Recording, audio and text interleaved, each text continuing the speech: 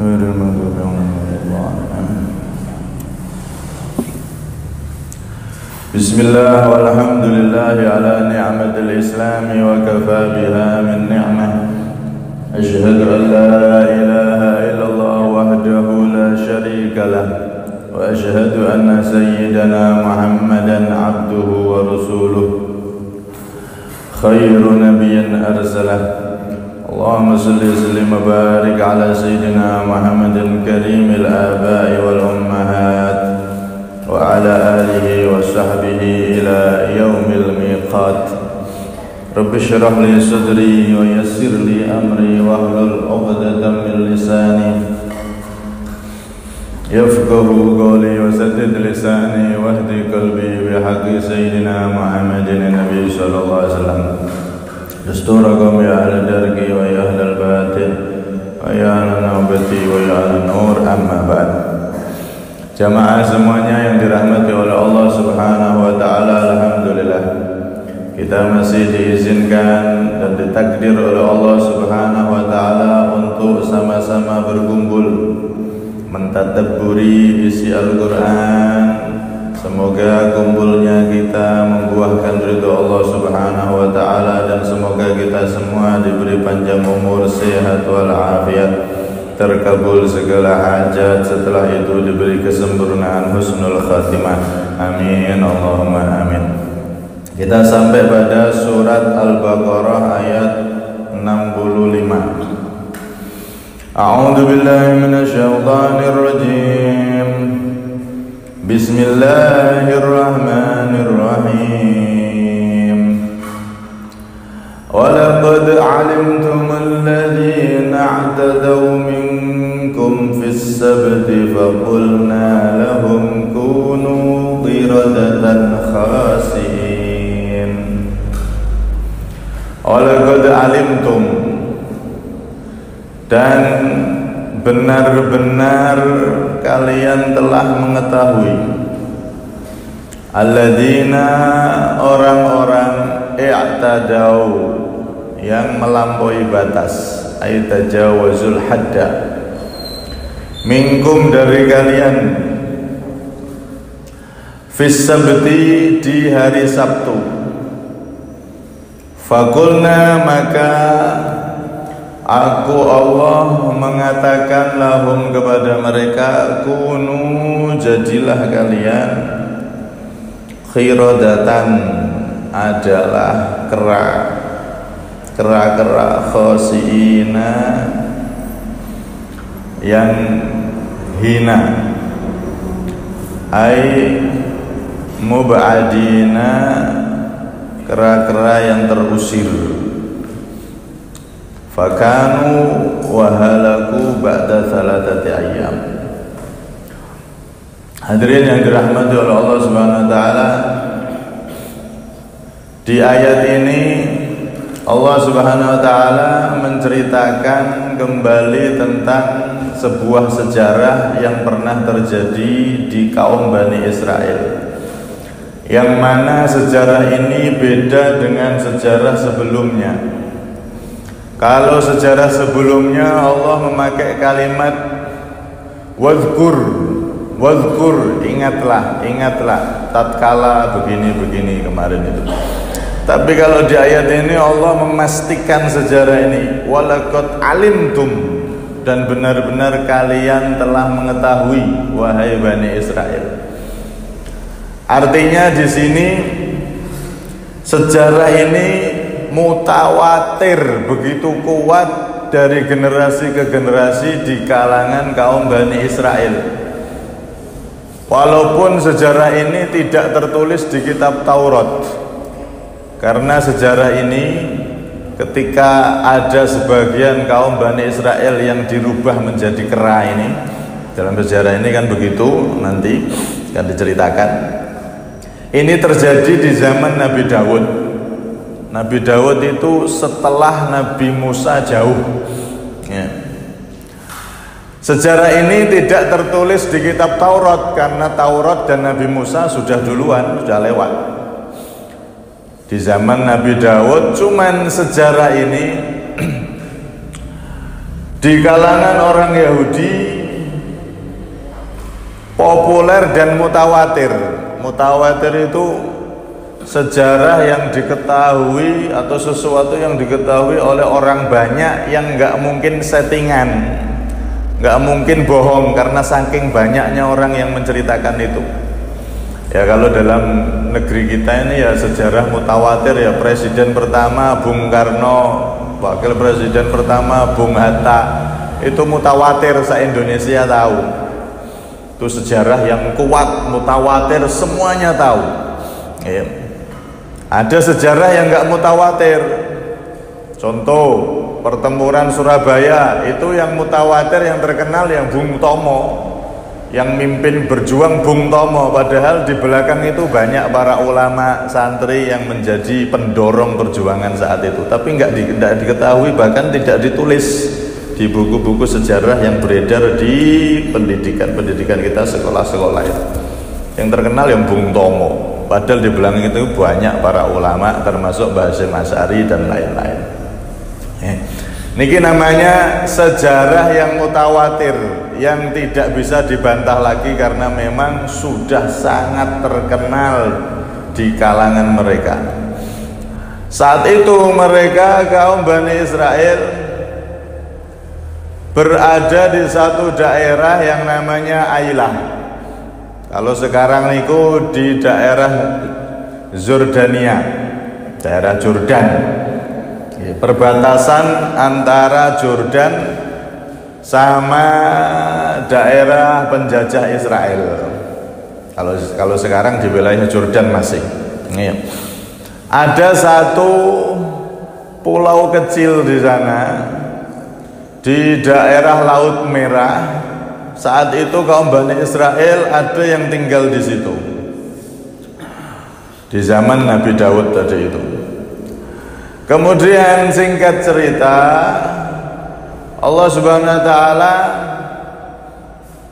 menjadikan hari Sabtu itu hari untuk fokus ibadah bagi kaum Bani Israel saat itu, sesuai dengan syariat Nabi saat itu.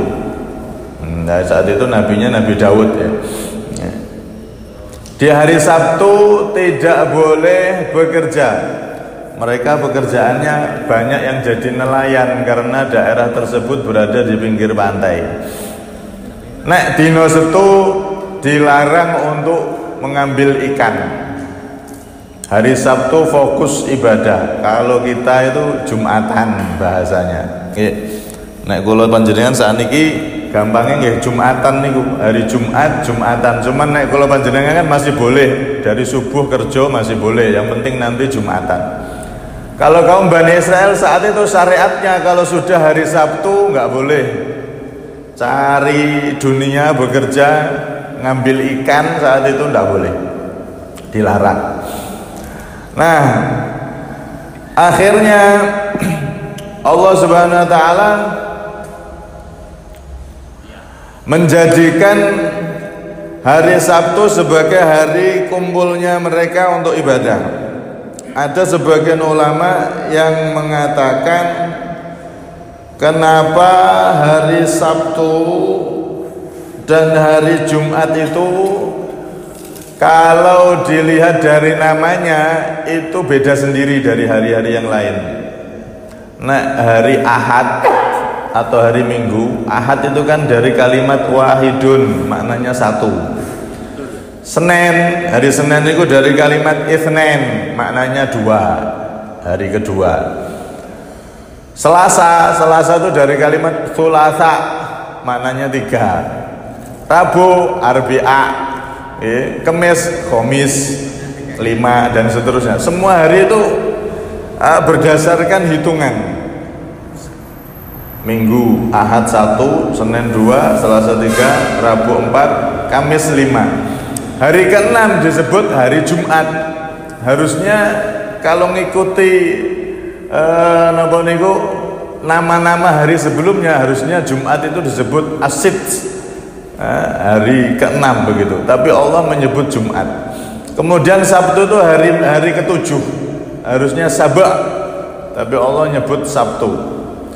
Ada sebagian ulama yang mengatakan kenapa Allah menyebut Jumat? Jumat itu maknanya berkumpul, karena ketika Allah menciptakan langit dan bumi ini selesainya di hari Jumat dan berhenti membuat itu di hari Sabtu. Makanya Sabtu itu maknanya terputus atau berhenti. Nah, orang Yahudi kalau hari Sabtu disuruh terputus alias berhenti, jangan ngambil ikan. Jangan ngambil ikan. Tapi subhanallah, akhirnya mereka diuji dulu oleh Allah keimanannya, benar-benar patuh sama Allah apa tidak. Loh delalah dino setu niku hari Sabtu datang itu ikan banyak di pinggir pantai. Sampai airnya itu kayak nggak kelihatan. Saking banyaknya ikan itu ngumpul di pinggir pantai itu banyak. Sedangkan kalau hari Sabtu nggak boleh ngambil ikan, satu aja nggak boleh, haram hukumnya. Saat itu syariat dari Nabi zaman itu nggak boleh ngambil ikan di hari Sabtu, diharamkan oleh Allah.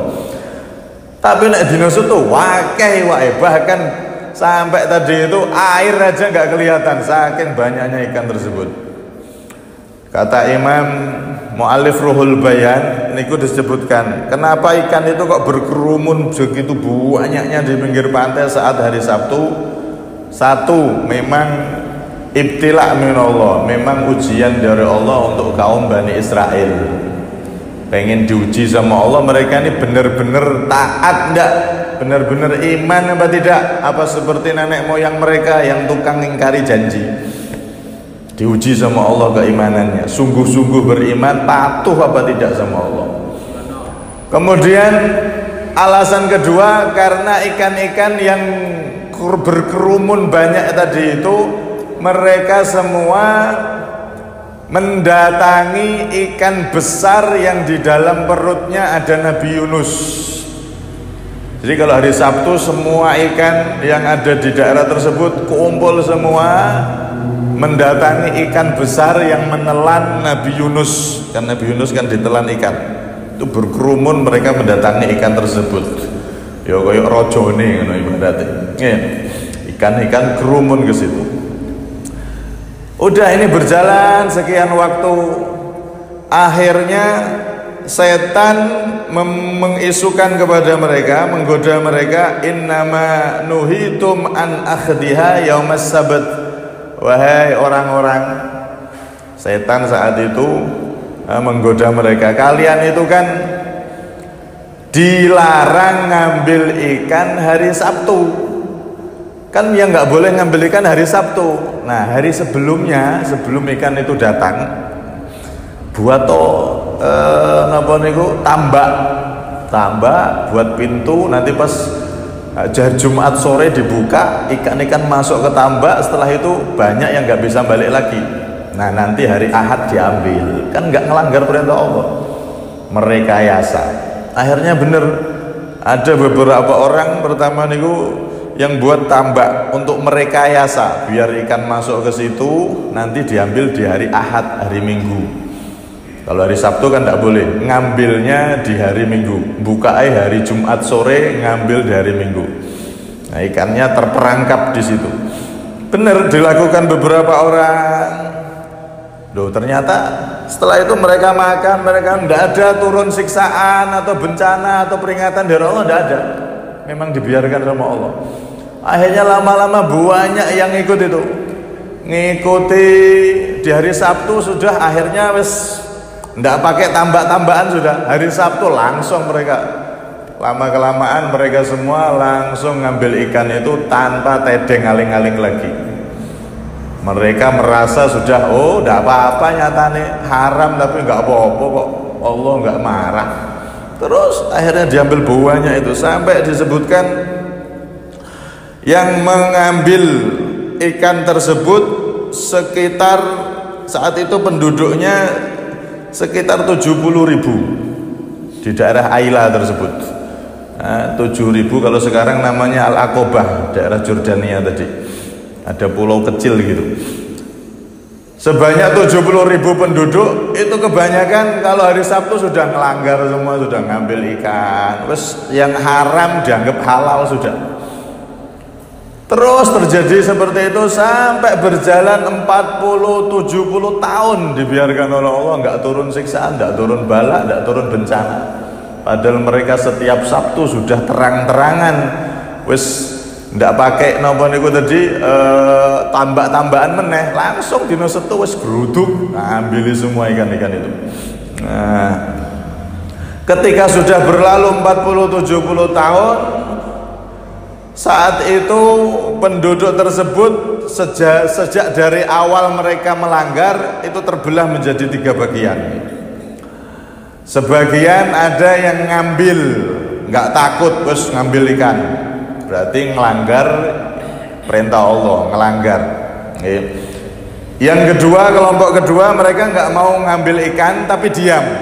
Ada kemaksiatan, ada pelanggaran yang terang-terangan, mereka diam, nggak mau mengingatkan, nggak mau nasihati. Yang ketiga, mereka nggak ikut ngambil ikan dan mereka berusaha mengingatkan.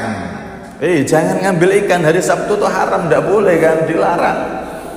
Ini kelompok ketiga yang mengingatkan dan tidak ngambil ikan. Tapi mereka terus seperti itu. Akhirnya setelah sekian lama orang-orang yang mereka ini kelompok ketiga yang selalu mengingatkan tersebut, mereka semakin takut sama Allah. Jangan-jangan akan turun azab, siksaan, bisa kena semua ini. Akhirnya mereka membuat pagar. Pagar daerah tersebut dipagar jadi 2 bagian. Yang bagian pertama dihuni oleh orang yang melanggar ngambil ikan sama yang nggak nasihat, yang ikut di situ, yang diam. Yang bagian kedua dihuni oleh kelompok yang selalu menasihati tadi itu, kelompok ketiga. Akhirnya setelah sekian lama itu bergenerasi, 70-40 tahun itu sampai ada yang sudah meninggal, diteruskan anaknya, terus seperti itu ngambil ikan sudah dari generasi ke generasi.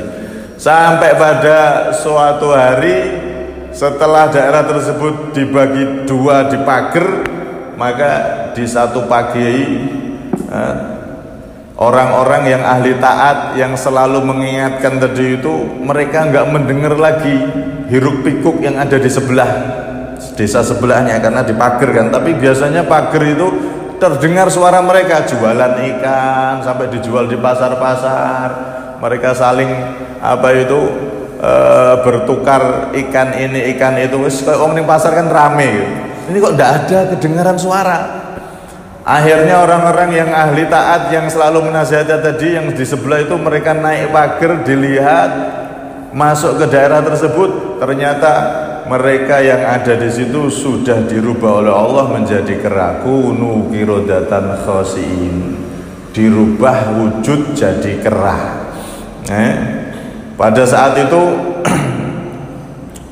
orang-orang yang berubah jadi kera tersebut, mereka akhirnya menyesal dan menangis, tapi ya sudah terlanjur. Kata ulama, ketika mereka itu sudah menjadi kera, maka mereka tidak hidup kecuali cuma 3 hari.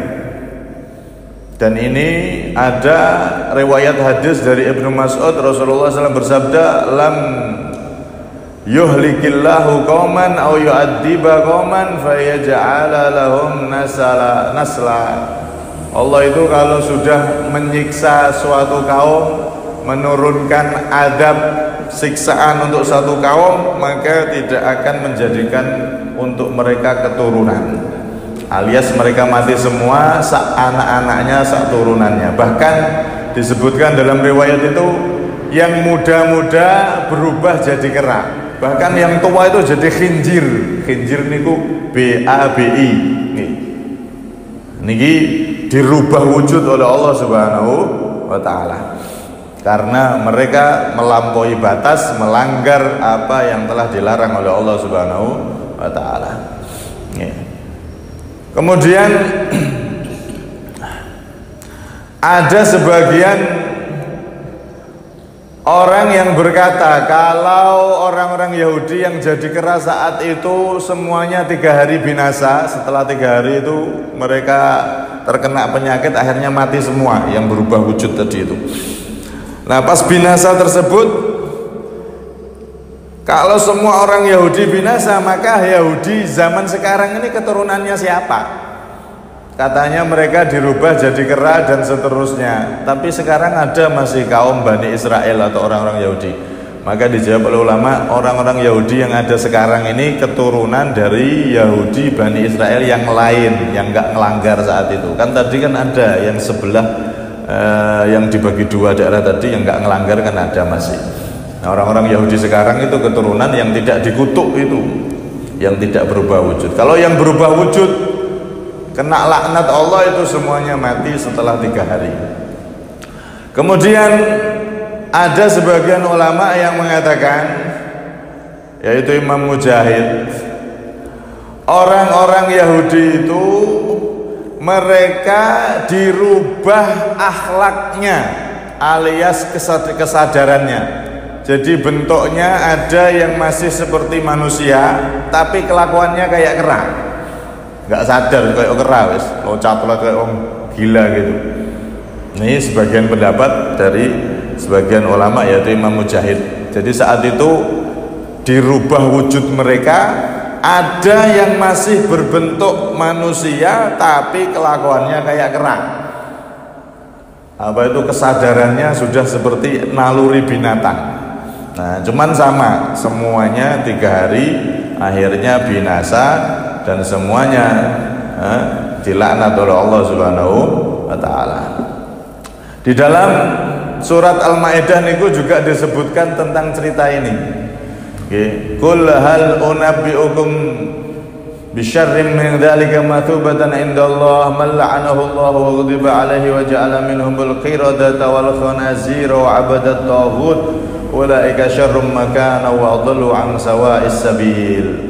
Di ayat ini Allah menceritakan juga tentang kisah ini, bahwasanya saat itu kaum Bani Israel ada yang dirubah jadi kera, ada yang dirubah jadi BABI, ada yang dirubah menjadi abadatut taghut, yaitu orang-orang yang hilang kesadaran, orang-orang yang sangat dolim sekali. Maka 3 perubahan ini kalau diteliti, kirodah niku kera itu punya naluri nggak tahu malu, karena kera itu satu-satunya hewan yang kemaluannya itu mudah kelihatan. Nah, hewan yang lain kan kemaluannya tertutup kakinya atau tertutup bulunya, tapi nek kera kemaluannya itu kelihatan gampang. Satu-satunya hewan yang kemaluannya sering kelihatan, sering terbuka, bahkan warna kemaluan sama kulitnya beda sehingga tambah jelas. Artinya apa? Orang Yahudi itu punya naluri kayak kera ini tadi, nggak tahu malu. Ya, kalau zaman sekarang kan kita teliti, ya bener, mereka teriak HAM, hak asasi manusia, tapi ternyata mereka bunuh orang Palestina seenaknya sendiri. Kalau ada terbunuh 1 aja geger sak donya. Nah, kalau ada mereka terbunuh 1 geger sak donya. Tapi orang Palestina itu dibunuh tiap hari ribuan, bahkan ratusan ribu. Nggak ada itu ham-haman. Nggak tahu malu, buat aturan ngelanggar sendiri. Kemudian yang kedua, khonazir punya naluri BABI. Naluri dari hewan ini adalah mereka tidak cemburu dengan pasangannya. Hewan yang nggak peduli dengan pasangannya itu BABI. Nah, orang-orang Yahudi itu punya sifat seperti itu juga.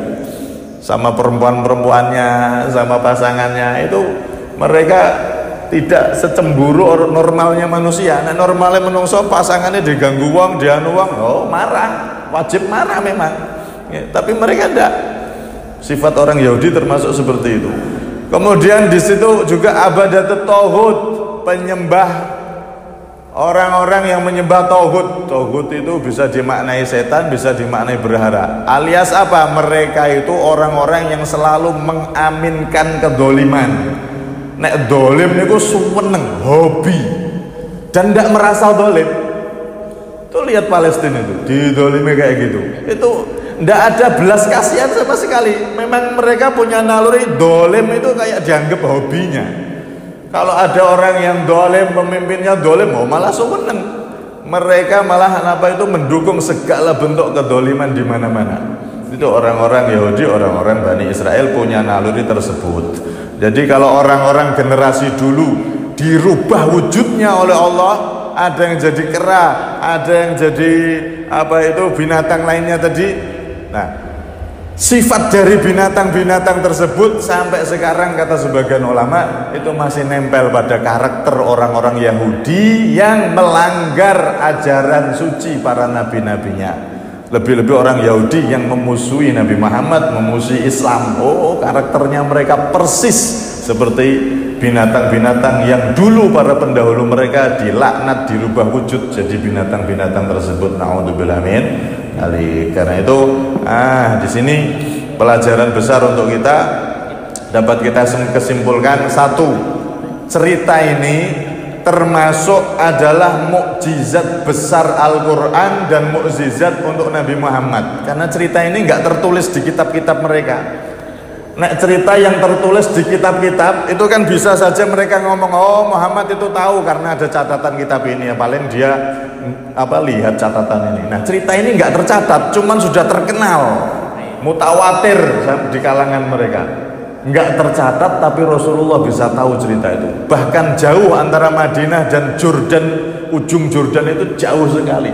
Tapi Rasulullah dalam ayat Quran ini diberi wahyu oleh Allah, ada legenda cerita yang turun-temurun dari kalangan Bani Israel yang seperti ini. Dulu mereka ada yang dirubah jadi kera dan seterusnya. Ini menunjukkan Al-Quran benar-benar dari Allah, bukan karangan Nabi dan mukjizat untuk Nabi SAW, bahwasanya beliau memang benar-benar utusan Tuhan yang mengetahui segala sesuatu yang terjadi di muka bumi ini. Kemudian yang kedua, Allah SWT itu kadang-kadang memberi cobaan kurang rezeki terhadap orang-orang yang beriman. Tujuannya agar mereka benar-benar menampakkan keimanannya. Nek diuji Gusti Allah kurang, itu bagaimana sikapnya? Apakah tetap ibadah, tetap cari yang halal atau cari yang haram? Jalan pintas kayak Bani Israel nih. Wah, golek iwak ning dina liya wangel, Sabtu kok akeh iwake wis terjang. Kalau orang yang benar-benar beriman, maka dia akan tetap cari yang halal walaupun sulit, walaupun mungkin payah. Dia tetap bertahan perintah Allah, nggak sampai cari yang haram, nggak capek mencari dengan jalan pintas haram.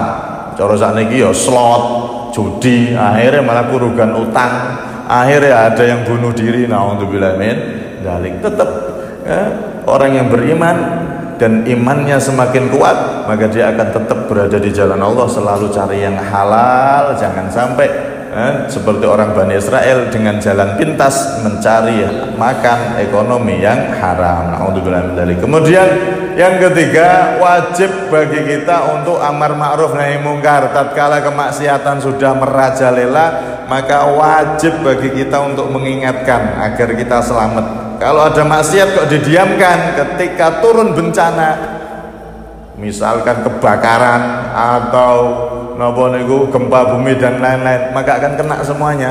Kecuali orang-orang yang dia itu nasihat, dia itu berusaha untuk mentertibkan maksiat tersebut, maka orang seperti itu nanti selamat umpama datang bencana. Dulu di Aceh dulu banyak yang selamat juga.